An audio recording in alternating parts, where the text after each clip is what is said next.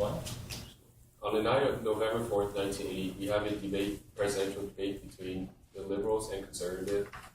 Leading up to this debate, there has been a time in the United States where there's high unemployment at nearly 8.5%. There has been recession, financial industry crisis, bank failures, and political fallout. Between our two sides, the liberal and the conservative, they will weigh in on issues such as the recession, taxes, Iran hostages, and political and national defense policies. And for the liberal side, how are you going to prevent another severe recession? Well, it's simple, really. The plan to tackle the deficit and avoid another recession is to add more jobs to the economy. As Carter is quoted as saying, we will never have a balanced budget until we get our people back on jobs. In order to get the economy working, you have to get the people working. And that's the number one step to get this economy back on track. The next thing you want to focus on is energy. You have to decrease the dependence on foreign oil and start looking at expenditures inside the country. Weigh on this topic. Well, I would have to completely disagree because it's far more important if you have a supply side to an economic plan. Because what's the point in having only working on having workers for you if there's nothing for them to work on? So naturally, it's far more important to have a supply side look at an economic plan. It's incredibly risky what you're proposing, these supply side economics. In theory, that works, but it's incredibly risky.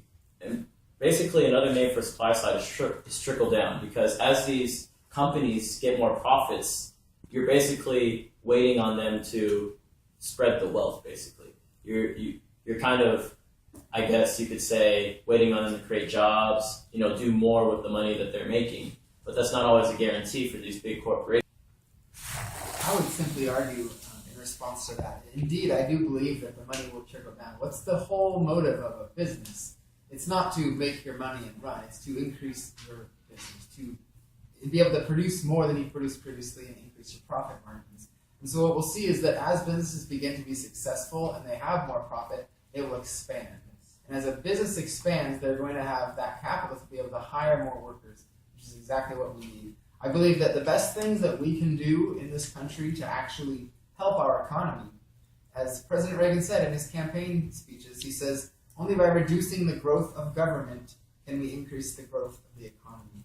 And so a couple of things that I propose and that I agree with President-elect, or soon-to-be President-elect Reagan, is that we need to first reduce the growth of government spending.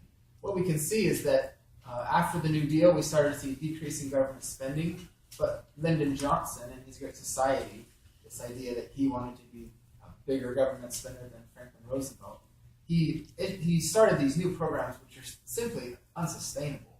The other thing I would argue is that we really need to reduce tax rates, not only on individuals and households, but also on businesses. It takes us to the trickle-down thing. We need to allow businesses the room to grow.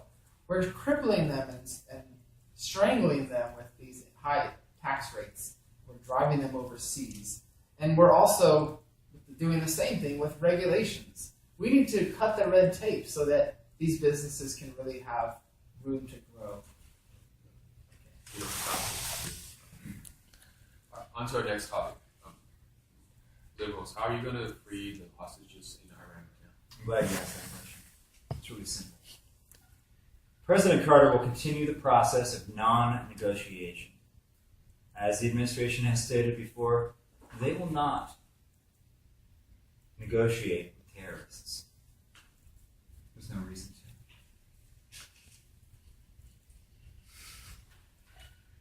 Conservatives?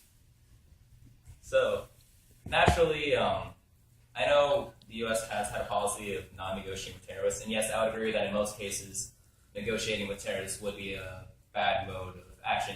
However, not negotiating with terrorists simply is not working at this point, and nothing has been done. And really, it's the hostages that are there right now they are feeling right now that they've just been abandoned by the country, and that simply is not true. And unfortunately, under Carter and what he's done so far, that's the appearance that we've been giving to the world at large. If I can just add, this president has been the weakest commander-in-chief that I've ever studied as an economic historian or otherwise. I mean, the fact that you cannot rescue these hostages, we are the most powerful military in the world. We failed to rescue them. I agree that we don't need to negotiate with them, but we need to tell Iran, look, you know who we are. You know what we're capable of. We're going to get those hostages one way or the other. Okay, we don't use negotiation strategy. We use threats because that's how powerful we are as a nation. What we need is a good Republican commander-in-chief, one that can understand the military and understand how to make an operation like this successful. On to our next topic. Do you plan to raise taxes? Why or why not? Liberals? In order to have an economy that moves forward, you do have to raise taxes. In this case, taxes will help not only to increase jobs in the government, but also the expenditures that they participate in. Well, I believe we've already touched on this point, but it all just leads back to supply-side economics, another term we coined as Reaganomics, simply because of how Reagan's plan is going to work. Because naturally, for supply-side economics to work, and it will work, is you have to be able to control the economy. So naturally, you have to lower the amount of taxes that you're collecting so that people are capable of purchasing the goods so you can create a cycle going of circulation throughout the economy.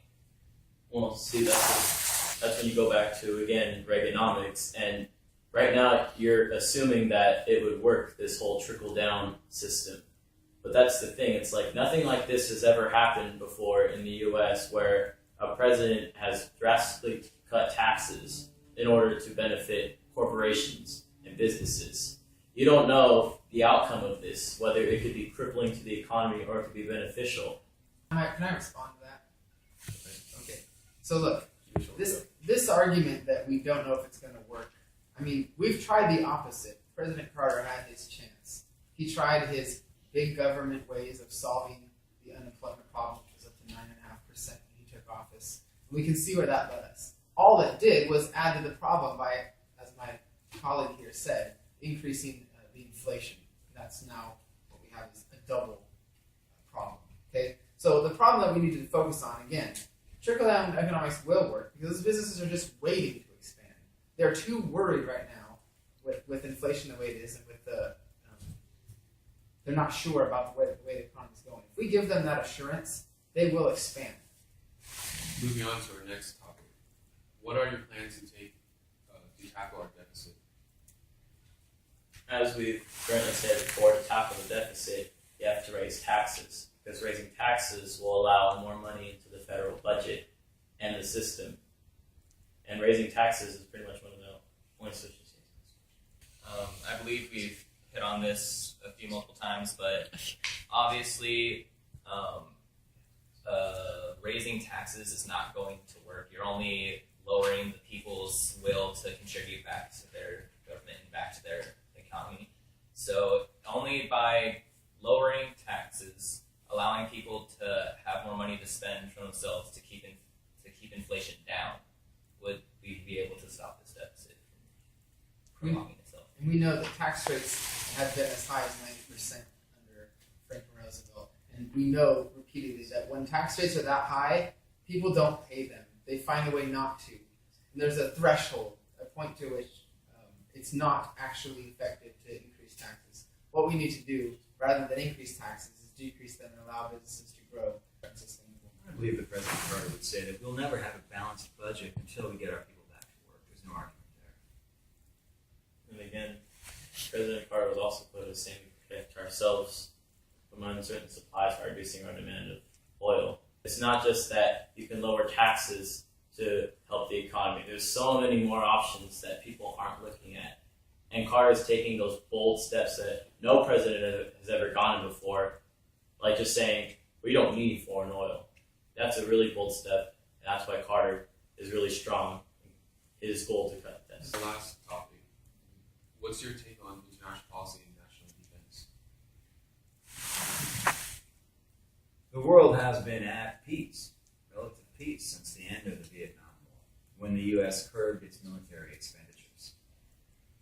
It's simple. The U.S. should continue to isolate itself in world affairs in order to maintain this world peace. I agree with my colleague. I actually emphatically agree with what he just said. And what makes you think that Reagan would be safe in increasing the tensions with the Soviet Union? What makes you think that he won't pretty much escalate the Cold War into what it already is right now, a relatively peaceful situation? Well, and then the Soviet Union is not backing down. We need to stand up to them because they are rising in power, and we have to rise to match them, or else we will lose our dominance. And not only that, but the Soviets would be able to have world superiority over us, which we cannot allow to happen. I agree. Vietnam, of course, is just a terrible conflict brought about by Democrats, which we all know. But I just want to point out, the Soviets respond to one thing only, and that is force. And we've been fighting them now in this Cold War for 35 years. What we need to do is stand up to the Soviets. We need to increase our defense budget and show them that we are stronger than them and that our system works better than theirs. This détente has not been effective. The Soviet Union has not backed down. They have not changed their economy, their society, their political system. It's only through standing up to them they will be able to succeed in the end of Cold War. What is this? What are we on? Are we on a playground or something? We're on an elementary school playground? We are on a global playground. Okay? Well, And it this seems is- like we're on and an I will elementary meet school them playground. at the flagpole after school.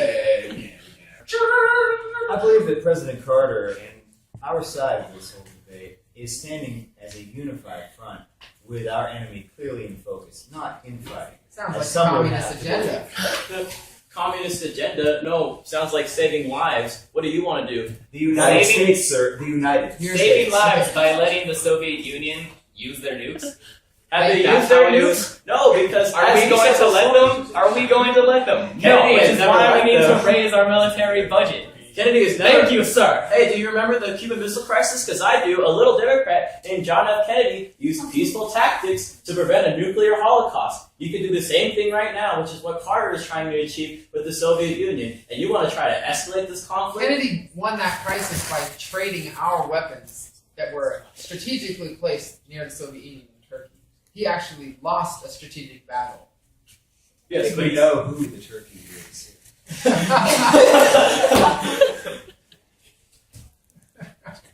I can't follow up that. Here are the thoughts of the liberals and the conservative on the topics that I introduced today. The polls will now open in 5 minutes, so get voting. God bless America, let freedom ring. Communists. Losers! Okay.